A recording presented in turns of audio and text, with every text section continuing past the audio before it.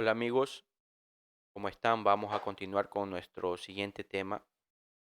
Vamos a hablar un poco del fiscalizador ambiental en las actividades de construcción, en obra civil. Las medidas generales de control ambiental, construcción y funcionamiento de campamentos, bodegas y talleres de obra. Vamos a ver algunas consideraciones que debemos tener en cuenta como técnicos o fiscalizadores ambientales cuando estemos trabajando o fiscalizando una obra o un proyecto. Las instalaciones provisionales y obras conexas cuya finalidad sea el alojamiento y comodidad para el desarrollo de las actividades. Es decir, debemos de contemplar como técnicos, no solo como técnicos ambientales, todo el equipo al servicio de la empresa contratista, más aún todo el equipo con servicio, está prestando los servicios a la empresa fiscalizadora, debemos de revisar primero todos los aspectos del contrato, todas las consideraciones del contrato, todas las especificaciones técnicas del contrato, entre ellas las instalaciones de campamentos o como dice aquí la presentación, instalaciones provisionales y obras conexas cuya finalidad sea el alojamiento y comodidad para el desarrollo de las actividades. Toda el área donde se van a desarrollar las actividades de construcción deben de prestar las condiciones adecuadas para las áreas administrativas, para las áreas de, de, de obreros, para el área de albañiles, para los campamentos donde se pueden estar haciendo, qué sé yo, se me ocurre explotación de materiales pétreos, el área donde se está tal vez elaborando el asfalto, todas estas instalaciones conexas al proyecto deben de cumplir con las condiciones mínimas para poder desarrollar las actividades. Y esas condiciones mínimas para poder desarrollar todas estas actividades, no solo nos estamos refiriendo a obra civil, ¿correcto? También nos estamos refiriendo a aquellas, como dice, obras conexas o instalaciones conexas que tengan esa finalidad, aparte de brindar un servicio a los trabajadores, por ejemplo, se me ocurren los excusados, los higiénicos para los trabajadores, por ejemplo, también va a hacer que todos estos techos que se generan no vayan a perjudicar el entorno o las instalaciones donde nos encontramos. Es decir, también tiene la finalidad de minimizar impactos. Por ejemplo, para que las excretas no vayan a un cuerpo de agua, etcétera, etcétera. Asimismo, por ejemplo, el tema de manejo de desechos, asimismo temas de saneamiento, de poderle brindar a los trabajadores, por ejemplo, agua de calidad, etcétera, etcétera. Vamos a continuar. Medidas generales de control ambiental, procedimiento de trabajo. Todo fiscalizador ambiental, toda empresa constructora y fiscalizadora debe precautelar que los campamentos deben estar provistos de instalaciones sanitarias necesarias según lo que establece la entidad de control y el contrato. Por ejemplo, la entidad de control, el Ministerio de Ambiente o algún GAC autónomo descentralizado que se encuentra acreditado para ejercer el control. Si dentro del plan de manejo ambiental que se regularizó mi actividad, obra o proyecto, yo me prometí a, por ejemplo, ubicar eh, 7 sanitarios móviles, ocurre el número 7, entonces la autoridad de control me va a exigir a que yo cumpla con aquello que me comprometí como una medida dentro del plan de manejo, ¿correcto? Asimismo, en el contrato y dentro de los rubros ambientales, la persona que me asigna el contrato dice que me va a planillar, se me va a pagar la instalación o la alquilada de 7 sanitarios móviles, pues obviamente yo como contratista debo de cumplir con lo estipulado en el rubro y como fiscalizador ambiental debo de velar, de dar seguimiento a que se cumpla con lo establecido en los rubros ambientales para evitar problemas en temas de planillaje cuando se requiere ya cobrar algún avance de obra. Otra cosa que tenemos que tener en cuenta nosotros son las medidas generales de control ambiental. El alojamiento y vestuario. Forma adecuada que garantice la protección contra la intemperie, protegidos contra roedores, insectos y demás plagas, usando malla metálica en sus aperturas hacia el exterior y además de mosquiteros en caso de ser necesario. Esto de alojamiento y vestuario, por ejemplo, aplica para proyectos, obras o actividades donde tienen un gran número de servidores o funcionarios, por así llamarlos, donde la misma normativa le exige ya dar estos beneficios de alojamiento o a personas que se trasladan de una provincia a otra y, por ejemplo, en el campamento de la obra se instala todas estas, qué sé yo, dormitorios, y estos dormitorios no tienen que estar, por ejemplo, a la intemperie, donde las personas puedan estar expuestas a lluvias, a roedores, insectos. ¿Por qué? Porque estaríamos atentando o estaríamos como contratistas y si como fiscalizadores ambientales lo permitimos, estaríamos poniendo en riesgo las condiciones de salud de las personas, teniendo en cuenta que los roedores, por ejemplo, son, son transmisores de enfermedades, perdón, y esto puede ocasionar deterioro en la salud de las personas y obviamente esto también va a influir en el trabajo. Porque una persona que no se encuentre bien, una persona que se encuentre delicada de salud, obviamente repercute en las actividades diarias que se están ejecutando, puede repercutir incluso en la planificación, sobre todo de que eh, si las actividades que nosotros estamos desarrollando como proyecto están generando enfermedades porque no estamos prestando las condiciones adecuadas a los trabajadores, podemos ser objeto también de sanción por algún tipo de alguna enfermedad laboral que pueda adquirir la persona, etcétera, etcétera.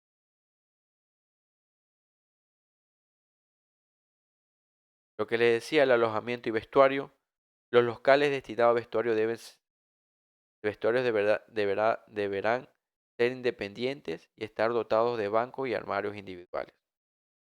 Esto pasa más que todo, por ejemplo, por el tema de la privacidad, ¿correcto? Entonces, los vestuarios deben ser individuales, independientes y deben ser usados por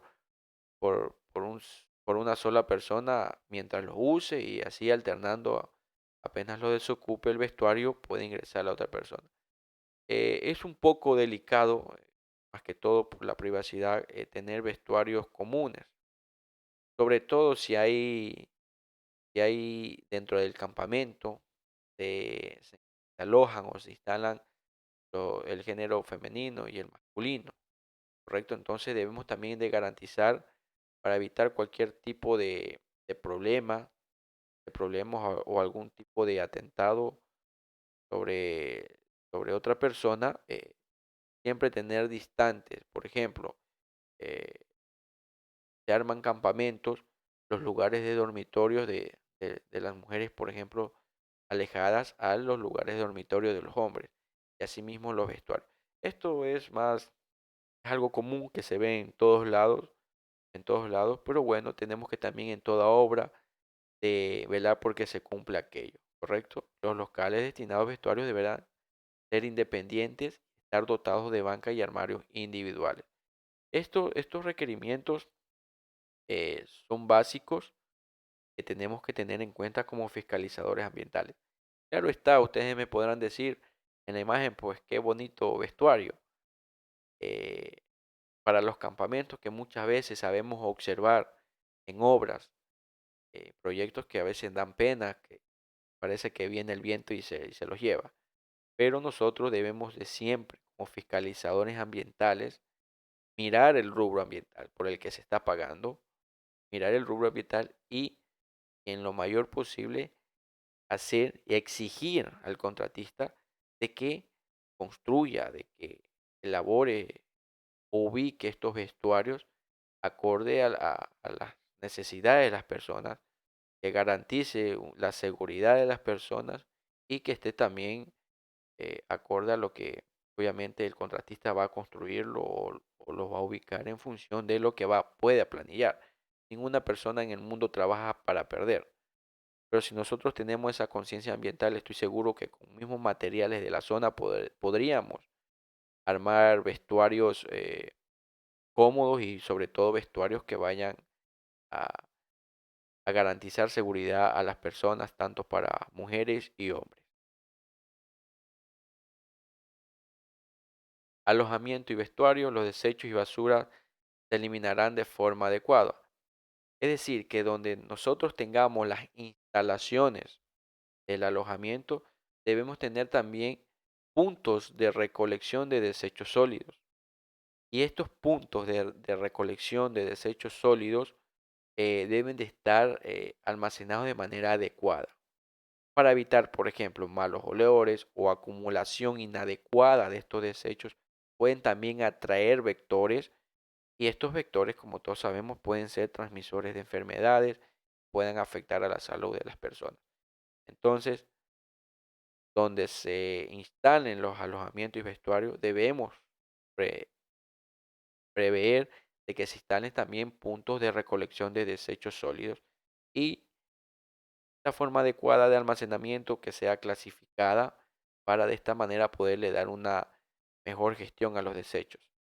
Si es de reciclar algún tipo de producto que se pueda reutilizar o que se pueda llevar a una recicladora para que se le dé otro uso, pues en buena hora y así evitamos de que toda esta generación que se vaya a producir en la ejecución de nuestro proyecto, obra o actividad vaya a un botadero a cielo abierto o a un lugar no adecuado.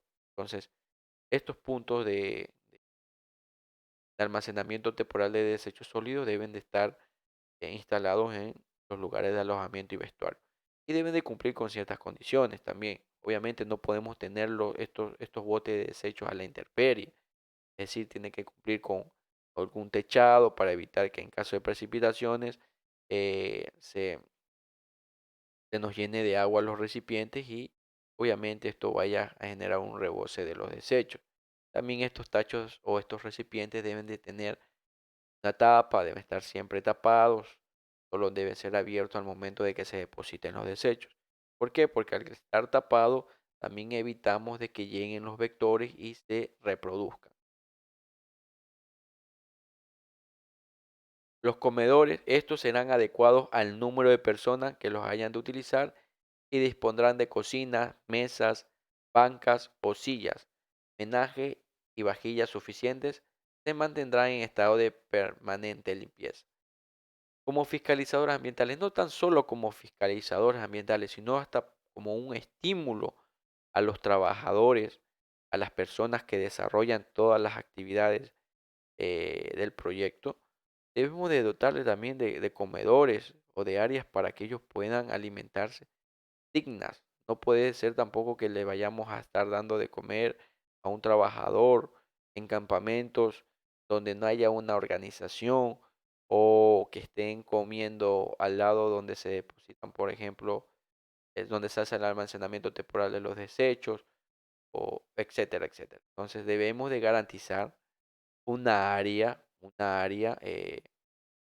área que preste condiciones básicas más que todo para poder servirse los alimentos y que esto vaya en pro de que evitemos cualquier tipo también de contaminación de los alimentos, evitemos con esta contaminación algún tipo de enfermedades a nuestros trabajadores.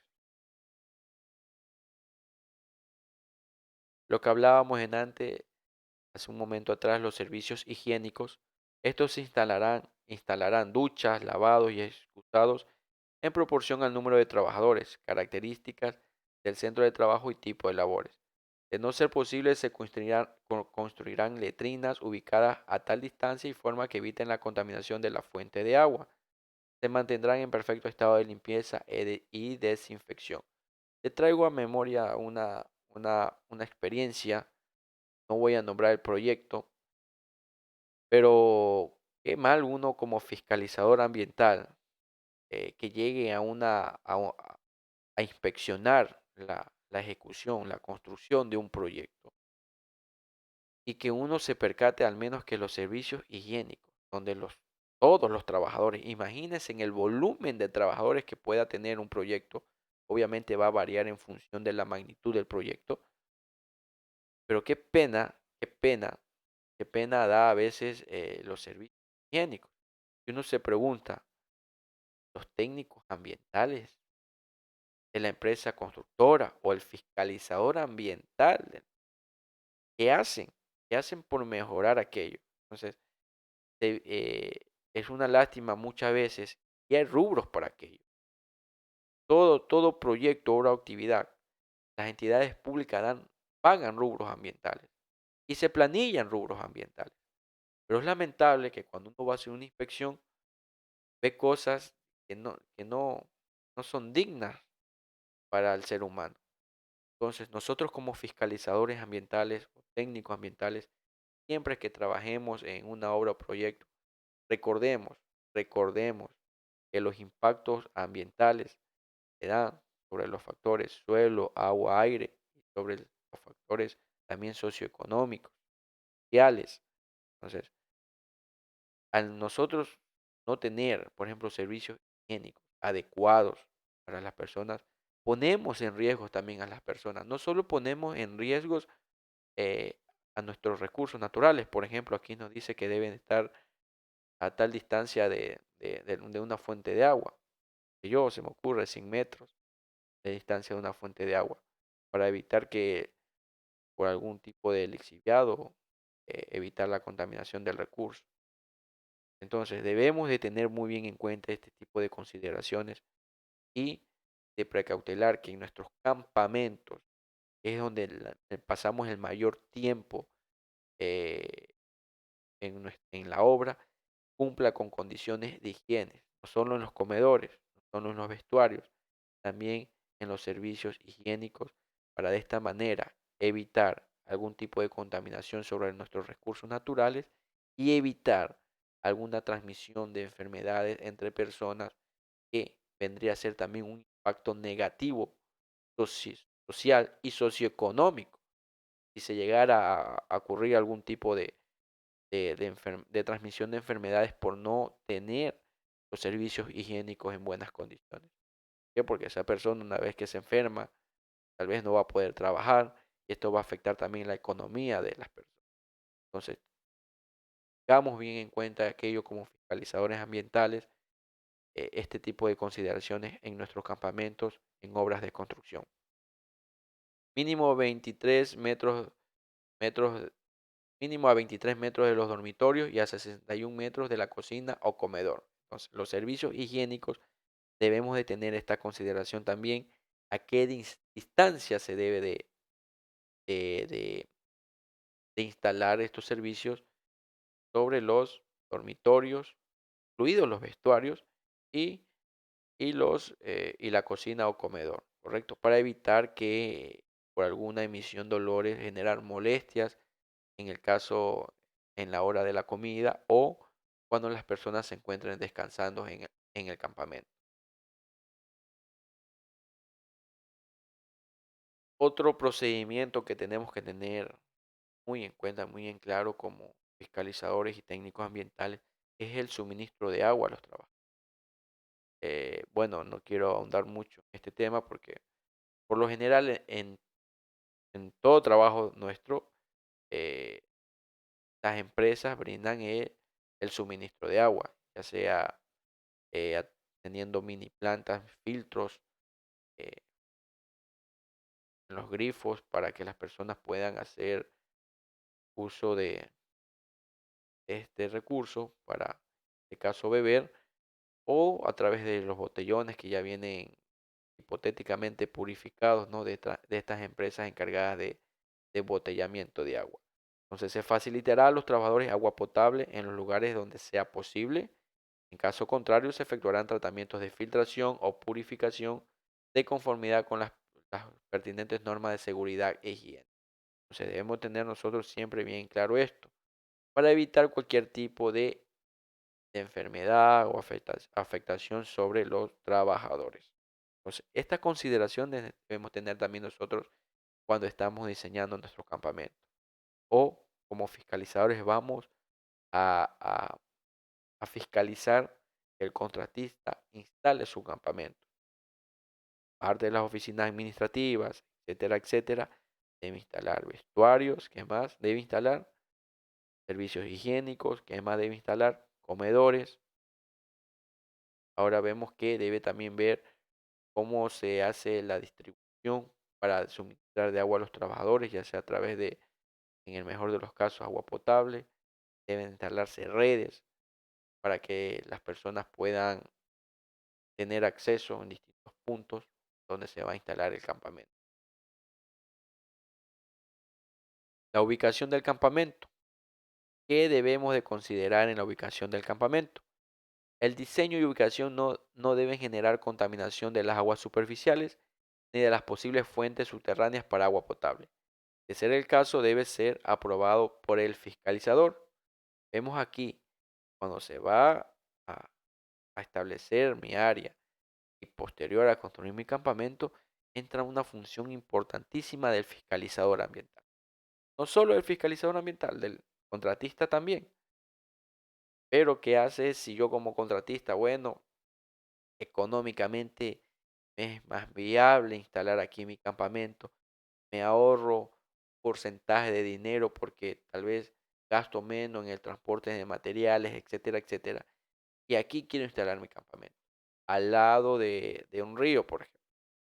Entonces, el fiscalizador ambiental debe observar todas estas cosas y velar de que este campamento se encuentre lo más alejado posible de agua del recurso hídrico para evitar su contaminación, y mismo de agua subterránea. Por ejemplo, porque puede ser de que en el lugar donde yo vaya a instalar mi campamento sea un lugar de captación para, de agua para su tratamiento y posterior suministro a una población, a un sector, etcétera, etcétera. Entonces debemos tener en cuenta esto para evitar contaminar el recurso agua. Nuestros campamentos deben estar alejados a unos 100 o 200 metros de cualquier cuerpo de agua superficial y debe guardar todas estas consideraciones anteriores que ya vimos, ¿correcto? Para evitar que se contamine.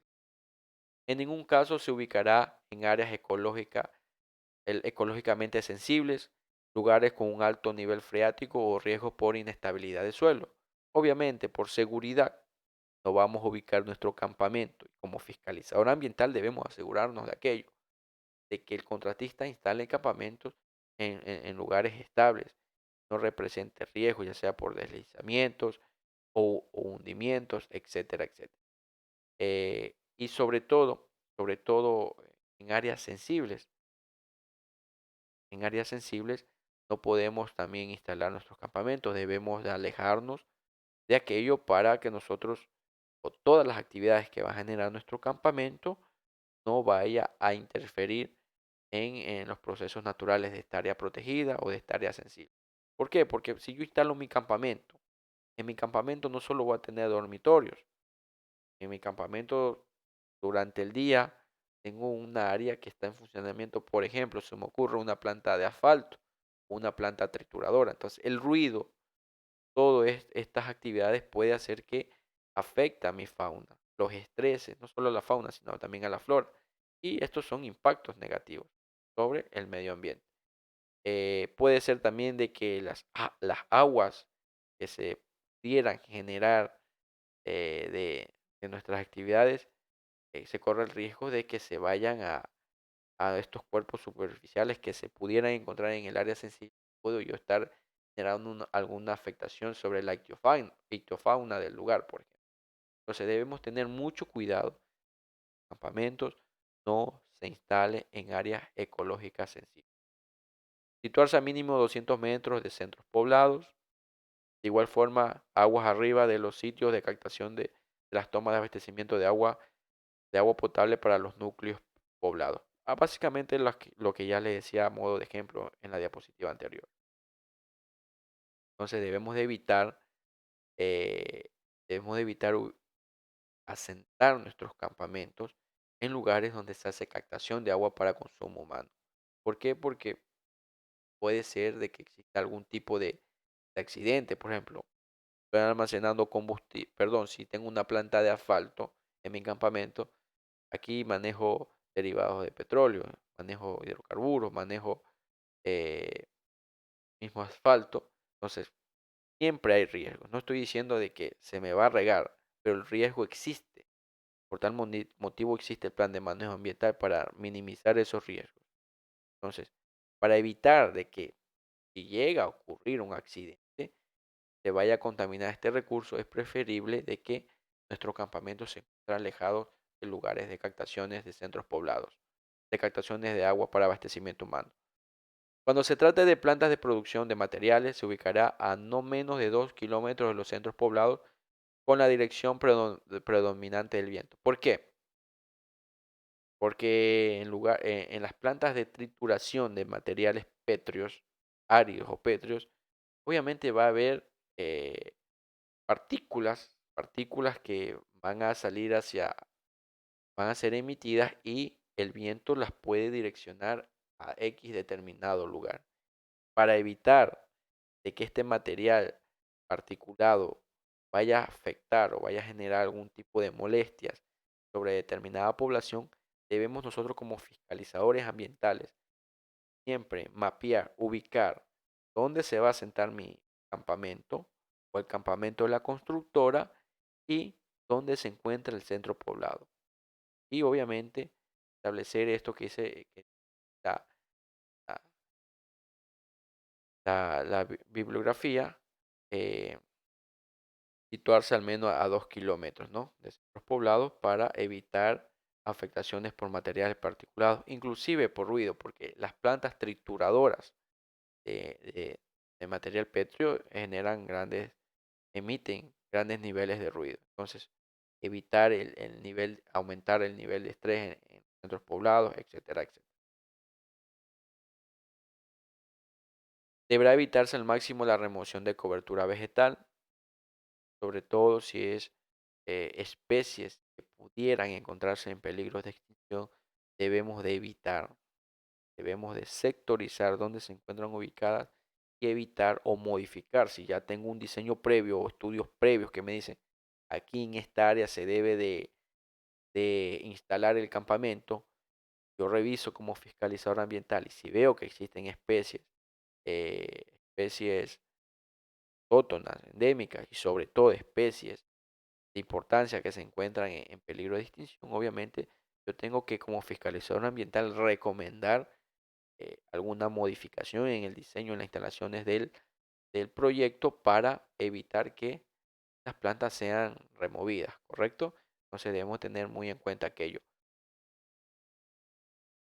Puede ser de tipo fijo, desmontable o móvil, a opción del contratista, a menos que en las especificaciones particulares ambientales se señale un tipo determinado.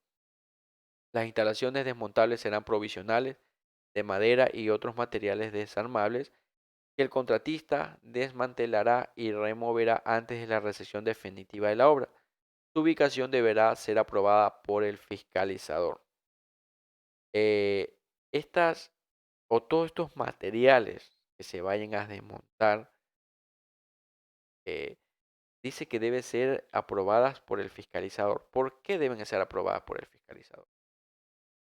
Si nosotros, como fiscalizadores ambientales, sobre todo también los técnicos ambientales, son parte del contratista de la obra, deben de garantizar, deben de garantizar en la parte ambiental que todo el desmontaje que se vaya a ejecutar no genere algún tipo de descarga. Por ejemplo, están instalados los servicios higiénicos.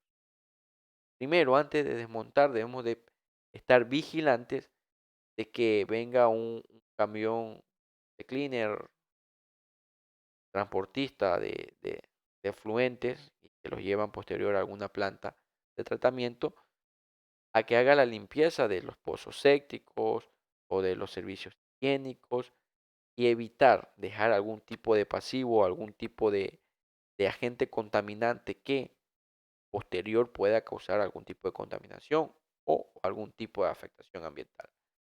Entonces, fiscalizadores ambientales debemos precautelar aquello. Y sobre todo también por evitar tener problemas con la autoridad ambiental, ya sea nacional o de aplicación responsable. Recordemos que en toda obra o proyecto o actividad, cuando yo ejecuto mi actividad y voy a abandonar la actividad, es decir, voy a cerrar mi negocio, ya sea cualquier tipo de negocio que se haya regularizado, antes, antes de yo abandonar el negocio, tengo que presentar mi plan de cierre y abandono, como todos ustedes conocen. Y dentro de ese plan de cierre y abandono, yo indico todas las acciones encaminadas para realizar mi desmontaje de toda la infraestructura y sobre todo dejar el lugar tal como lo encontré y si es mejor, aún excelente. Entonces, no es que yo me voy y dejo todo ahí, dejo un sinnúmero de infraestructura, chatarra, pasivos ambientales. Por ejemplo, se me ocurre si tengo una planta de asfalto, tal vez se me quedan algunos galones ahí de, de diésel, se me ocurre. Entonces, todo esto debe ser desalojado observando la normativa ambiental en lo que es transporte también de desechos o sustancias peligrosas que pudiéramos tener. No deben de quedar a la intemperie, no deben de quedar abandonadas en un sitio, deben de ser trasladadas a un gestor autorizado, etcétera, etcétera. Entonces, el fiscalizador ambiental debe de precautelar todo aquello, que el cierre se genere sin ningún tipo de problema, el desmontaje sin dejar algún tipo de desecho, sustancia peligrosa, abandonada, etcétera, etcétera. El agua potable, servicios sanitarios, electricidad, de ser prescrito en las especificaciones ambientales, calefacción o aire acondicionado en oficinas y viviendas de la fiscalización. En el área de talleres o campamentos deberá existir las siguientes instalaciones conexas: servicios higiénicos o en su defecto pozos sépticos técnicamente diseñados. Entonces aquí debe haber también una aprobación por parte de los fiscalizadores ambientales de aprobar los diseños en caso de pozos sépticos, evitando algún tipo de filtración de- de agentes contaminantes. Por ningún motivo se verterán aguas servidas en los cuerpos de agua dulce. Yo instalo mi campamento, no quiere decir que donde están los servicios higiénicos, instalo tubería con dirección hacia un cuerpo de agua dulce. O si estoy trabajando eh, en la costa, por ejemplo, a orillas del mar, instalo una tubería directa hacia el mar. Correcto.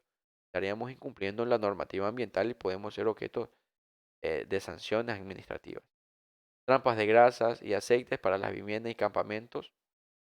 ¿Por qué viviendas? Por ejemplo, no solo los aceites, por ejemplo, aceites minerales usados o gastados que salen de la maquinaria pesada, ya sea o cualquier tipo de vehículo utilizado para la ejecución de mi proyecto.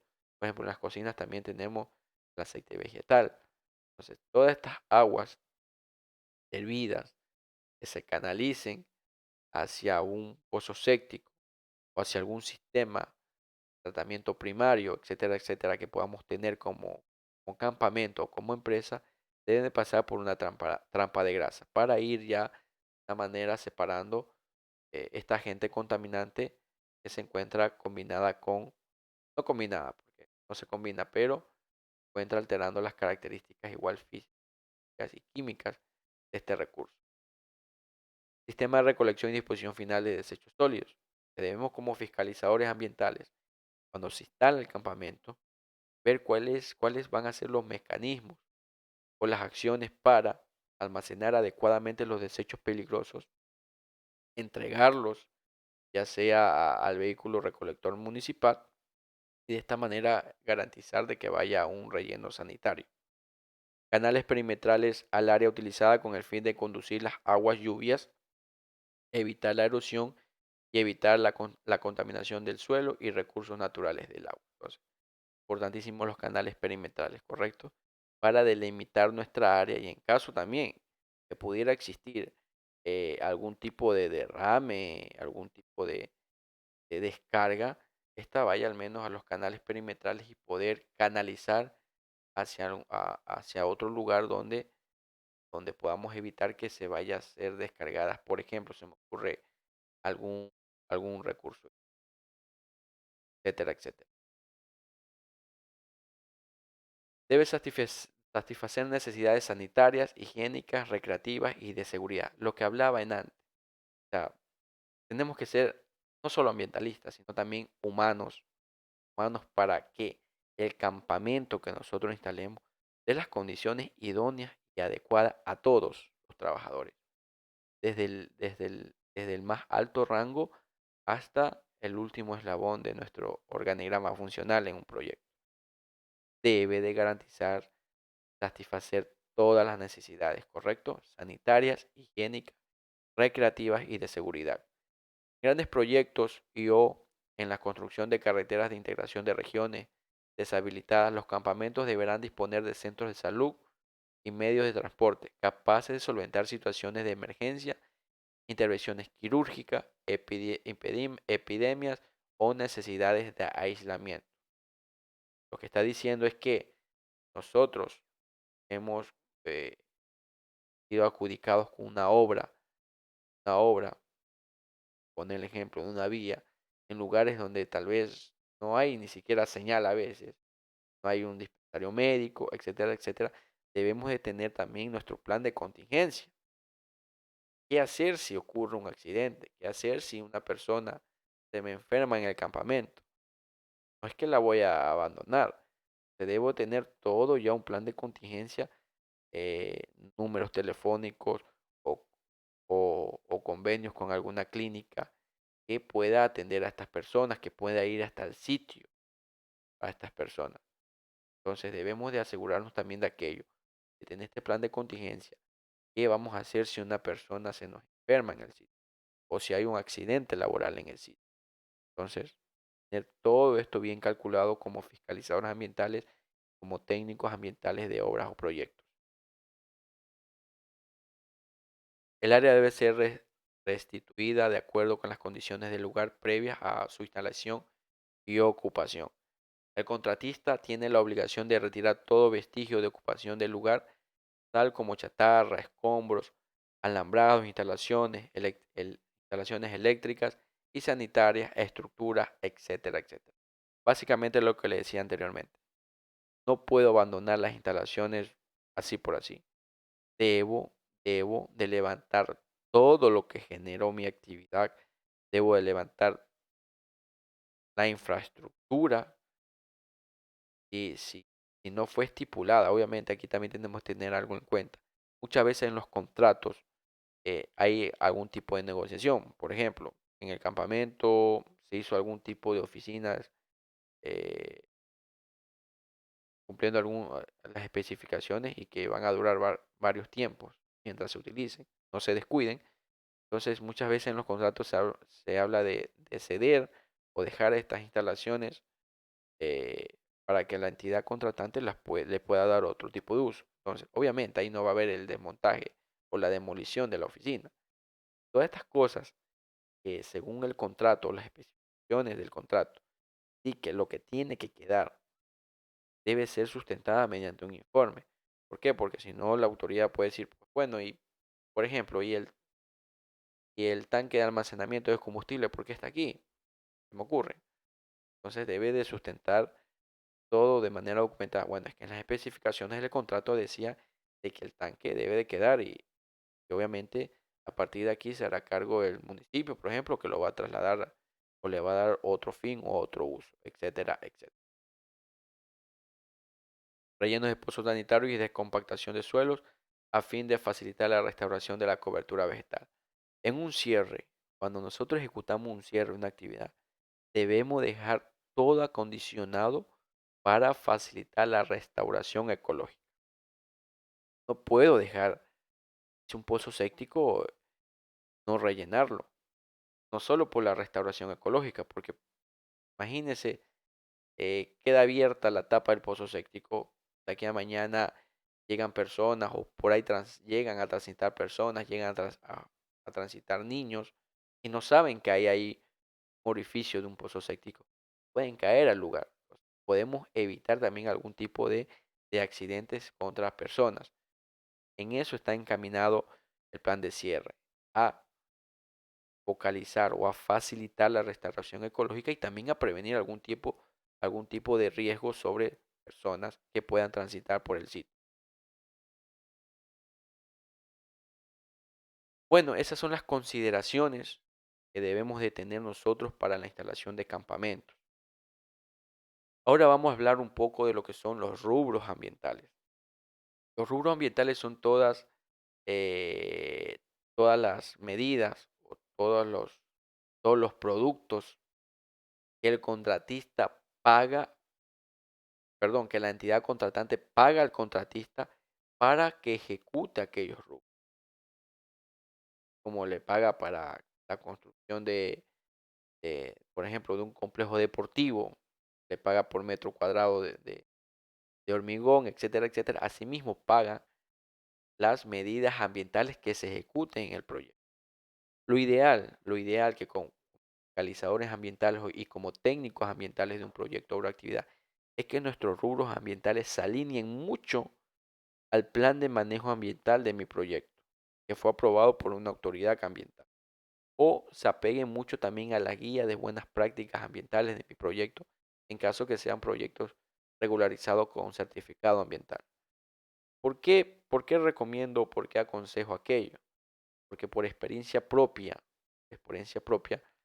me he dado cuenta a veces de que, por ejemplo, los rubros ambientales dicen X, Y determinadas medidas. Reviso el plan de manejo ambiental aprobado por la autoridad, dice X, Y determinadas medidas. Pero estas medidas del plan de manejo ambiental con las medidas de los rubros ambientales, simplemente, o las que fueron puestas en el rubro ambiental no están incluidas en el plan de manejo ambiental, y las que fueron ubicadas dentro del plan de manejo ambiental, aquellas medidas simplemente no fueron consideradas dentro de los rubros ambientales. Esto me genera a mí una sobre esfuerzo de trabajo. Hablábamos ayer, perdón, de de los principios de la fiscalización ambiental. Y uno de ellos era la eficacia, la eficiencia. Otro de los principios era la, la, el de abaratar costos por ejercer nuestros procesos de fiscalización y seguimiento y control ambiental.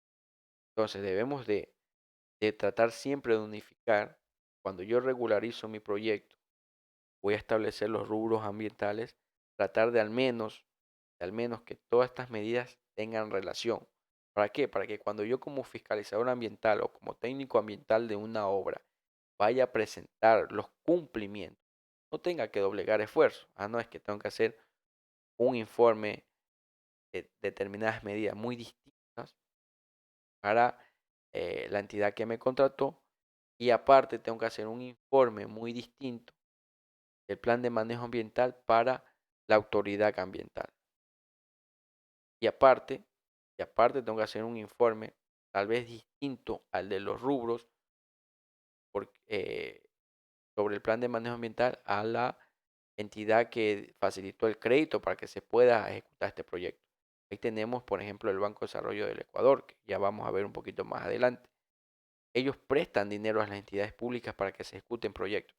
Y no es que solo prestan y pásenme en el informe final de que se hizo la obra. El BEDE también fiscaliza el cumplimiento, vigila el cumplimiento de los rubros ambientales, porque ellos también están poniendo plata. Y esto significa dinero. Quiere decir que ellos también financian parte aunque a veces los rubros ambientales pasan como contraparte, es decir, como dinero que ponen las entidades contratantes del sector público. Pero aún así, el BEDE le da seguimiento.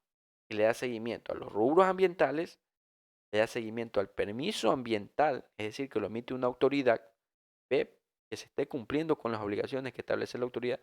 Entonces, si yo no tengo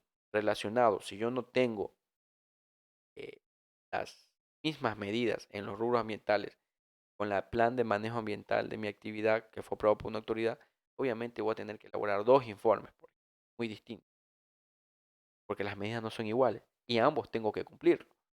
Y aparte de que doblego esfuerzo, también se me va más dinero. ¿Por qué? Porque si yo tuviera la misma medida del plan de manejo ambiental, con la misma inversión, sustento el cumplimiento de ambas obligaciones. Los rubros ambientales para mí, la entidad que me contrató, y para el plan de manejo ambiental de la autoridad ambiental que emitió el permiso. Entonces, tengamos muy en cuenta aquello, siempre tratar. Tal vez no se pueda, no se vaya a poder 100% eh, tener similitud en aquello, pero siempre tratemos de al menos de que varias medidas del plan de manejo ambiental estén contempladas en los rubros ambientales para de esta manera hacer un solo trabajo y cumplir con ambas partes. Aquí tenemos una pequeña matriz de, de los rubros, de qué consideraciones se tienen en un rubro. Tal vez muchos de ustedes han trabajado en el sector público, en el privado, en temas contractuales y manejan a perfección aquello, ¿correcto? Entonces, siempre hay cuáles son los ítems, el número de rubros que se va a financiar. Ahí viene la descripción de los rubros. En este caso tenemos el ejemplo de rubros ambientales.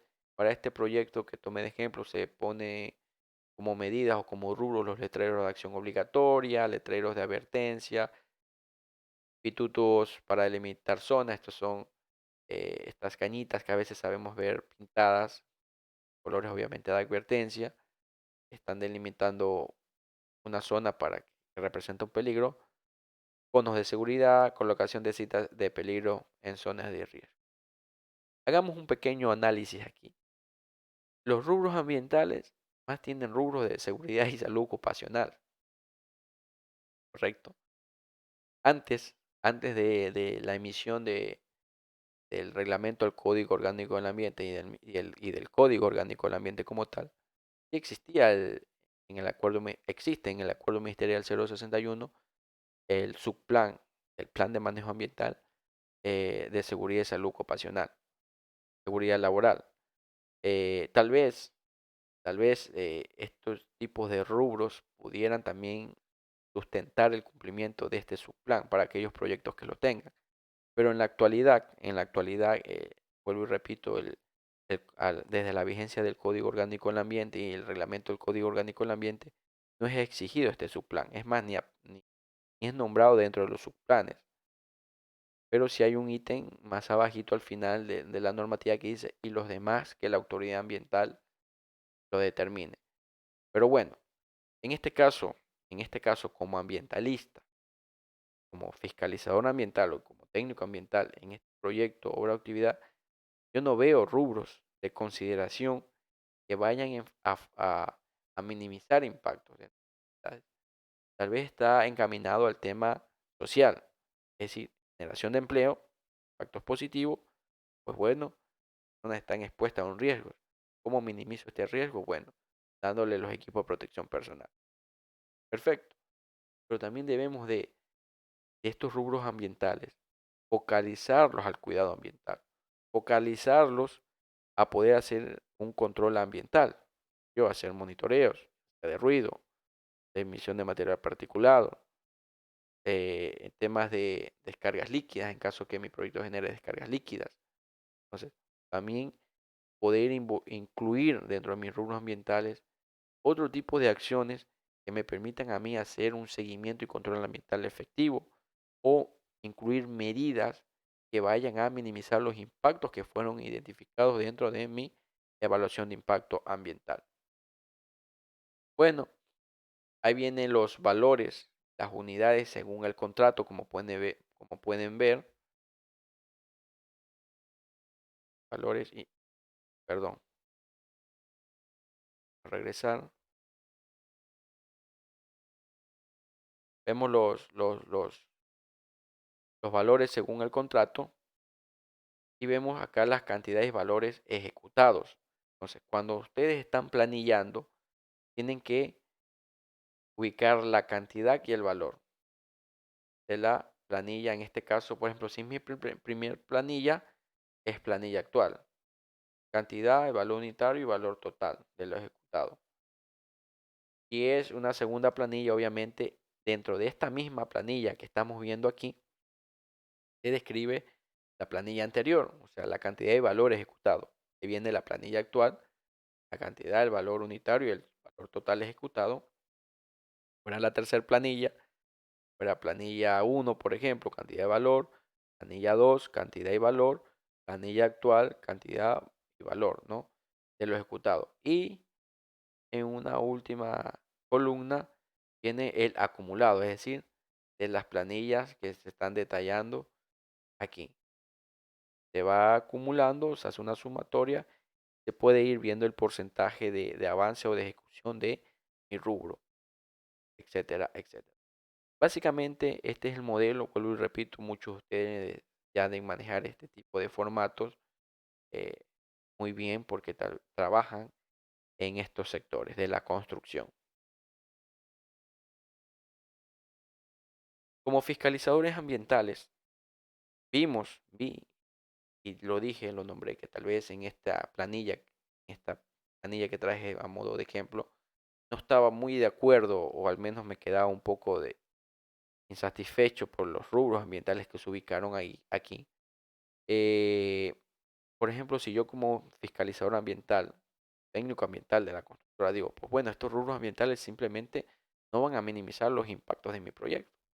Estos rubros están más enfocados a lo que es seguridad y salud ocupacional. Claro está que si está descrito dentro de mi plan de manejo ambiental, sí me sirve para sustentar el cumplimiento de aquello. Y aparte me sirve para sustentar el cumplimiento ante el contratista, porque si está en la planilla, tengo que cumplirlo, tengo que hacerlo. Porque así también yo puedo, mi empresa cobra por aquello y la finalidad de toda empresa es cobrar por los bienes y servicios que presta, ¿correcto? Entonces yo como fiscalizador, así como lo hace un ingeniero civil cuando se percata de que tal vez no se consideró alguna actividad dentro del proyecto, se puede recomendar incluir nuevos rubros.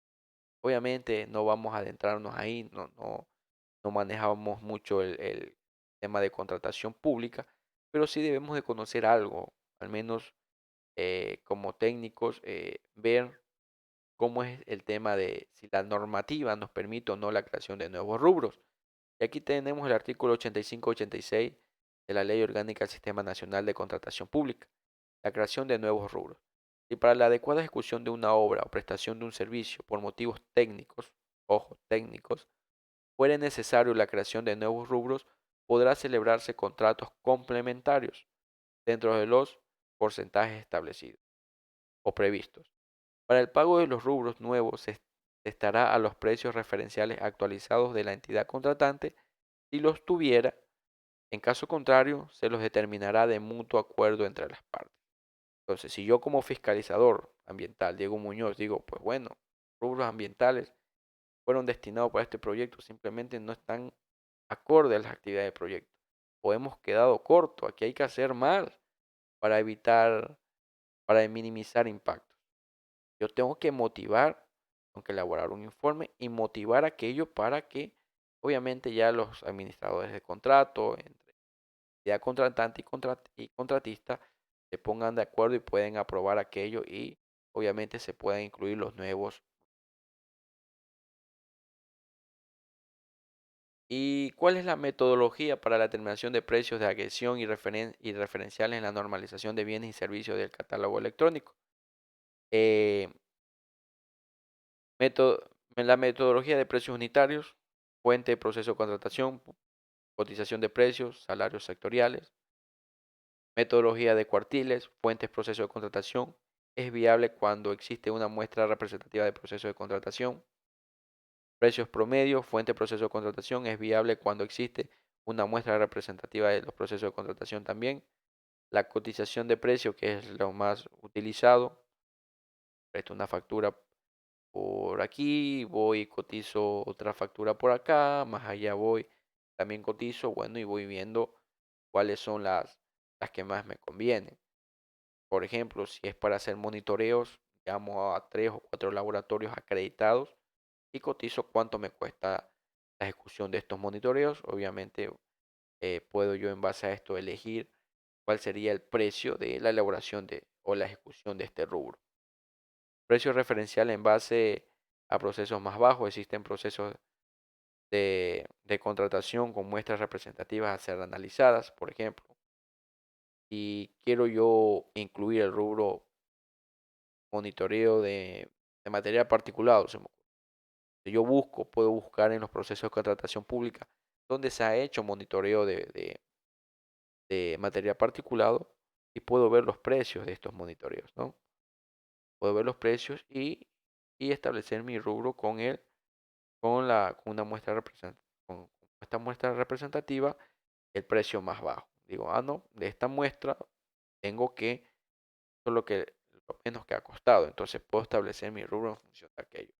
Entonces, estas metodologías se pueden analizar en función de lo que nosotros estamos buscando. Pero vuelvo y repito, lo más conocido y lo que más se ejecuta por lo general es el método de la cotización de precios. Cotizamos y en función de aquello tomamos una decisión. Bueno, para terminar esta presentación vamos a ver lo que es el financiamiento en multilaterales, como es el caso del Banco de Desarrollo del Ecuador. Como técnicos ambientales de un proyecto, una contratista y como técnicos ambientales de la empresa fiscalizadora, debemos de tener en cuenta y muy claro cuáles son las funciones del Banco de Desarrollo del Ecuador cuando esta entidad financiera está financiando la obra que yo estoy ejecutando o la obra que yo estoy fiscalizando. Entonces, asimismo como la autoridad ambiental, claro que ellos no tienen la función sancionadora, ellos simplemente hacen un seguimiento al dinero que prestaron y desembolsan en función de los avances y desembolsan en función de los cumplimientos de los rubros y en la parte ambiental son muy estrictos. Entonces, los mecanismos de prevención cuando se va a ejecutar o antes de emitir el primer desembolso, el Banco de Desarrollo del Ecuador, aparte de pedir la regularización ambiental, como vemos ahí en la presentación, pide un informe de factibilidad ambiental. Este informe de factibilidad ambiental detalla todas las características, las consideraciones técnicas del proyecto y en base a un criterio técnico, obviamente apegado a lo que establece ya la normativa ambiental, se le dice al BEDE, señores BEDE, estas son las características del proyecto, estos van a ser los beneficios, eh, esto es lo que se va a mejorar de aquello, etcétera, etcétera. Y mi proyecto, según las características de aquel proyecto, se debe de regularizar en función de una licencia ambiental, un registro ambiental o un certificado ambiental. El BDR recepta esa información, la revisa, da un ok, luego viene y le dice que en este informe de factibilidad ambiental incluyan también un plan de manejo ambiental para el proyecto, indistintamente si es certificado ambiental, registro ambiental o licencia ambiental. Dicen, pues bueno, ¿cuál sería el plan de manejo ambiental que ustedes como entidad ejecutora de un proyecto implementarían para minimizar impacto? Entonces, se propone un plan de manejo ambiental. Una vez que esto ha sido pasado por revisión de los técnicos ambientales de la entidad financiera, piden la regularización ambiental del proyecto. Entonces, yo ya tengo mi plan de manejo ambiental que lo mandé a revisión por parte del BEDE. Obviamente ellos no van a observar o rechazar el plan de manejo, porque ellos no son autoridad ambiental que pueda observar si las medidas están acorde o no van a minimizar un determinado tipo de impacto. Ellos lo hacen como requisito, lo revisan, claro, pero por lo general no emiten ningún tipo de pronunciamiento, solo son requisitos que hay que cumplir presentándolos y cumplir en ejecutándolos, porque si no, no aprueban el crédito o, no, o si lo aprobaron, se dan después cuenta de que no se ha sido ejecutado todas estas medidas que se propusieron, simplemente no aprueban los siguientes desembolsos y puede haber paralización de obra por falta de recursos. Entonces, una vez que ya se llega a la regularización ambiental, hay que presentarles a ellos también el documento, es decir, la resolución donde se emite el permiso ambiental. Y no todo queda ahí. Esto es fase previa a la aprobación del crédito o a la aprobación del primer desembolso. Ahora, cuando ya se emite al menos el primer desembolso, de ahí para allá viene el seguimiento. De ahí para allá viene el seguimiento y control. Una función de fiscalización a que los recursos que el BEDE está prestando estén destinados para su finalidad. Entonces, el rubros ambientales, ellos van a ver no solo por la parte técnica del proyecto en temas civiles, sino también por la parte técnica de cumplimiento de las medidas ambientales. Entonces ahí vienen las visitas técnicas, ellos hacen inspecciones del proyecto, solicitan que se les presente informes ambientales de cumplimiento por planilla, determinado si yo tengo que presentar 5 planillas, por cada planilla tengo que presentar informe ambiental de cumplimiento. Estoy cumpliendo plan de manejo ambiental que propuse, estoy cumpliendo los rubros ambientales, ojo, también tengo que presentar avances de mis rubros ambientales para que ellos puedan revisar y aprobar. Y ahí van a hacer inspecciones para verificar la información que se le está presentando, obviamente. Y cuando existe algún tipo de afectación, algún predio, qué sé yo, que el proyecto tenga que se me ocurre una vía, el proyecto tiene que trazar terreno y por este trazado que hace afecta a X determinado, por ejemplo, cultivo de cacao. Entonces, el BEDE, cuando se percata de esto, pide que se presente un plan de compensación social. Esta afectación que se generó a determinado predio y obviamente a un propietario, como el proyecto, como la entidad contratante, junto con el contratista y el fiscalizador ambiental, qué medidas proponen para compensar aquello. Tienen que haber compromisos, quieren compromisos de cumplimiento obligatorio, porque si no tampoco llega ningún tipo de desembolso, y tienen que haber las correspondientes actas de aceptación por parte de la persona que se pudo haber perjudicado, ¿correcto? Entonces, la persona tiene que quedar a satisfacción de lo que se le ofrece o de lo que se hace para compensar la afectación que tuvo su predio, que tuvo su cultivo de cacao en este caso. Eso es básicamente, amigos, lo que hace el BEDE cuando financia una obra, actividad o proyecto.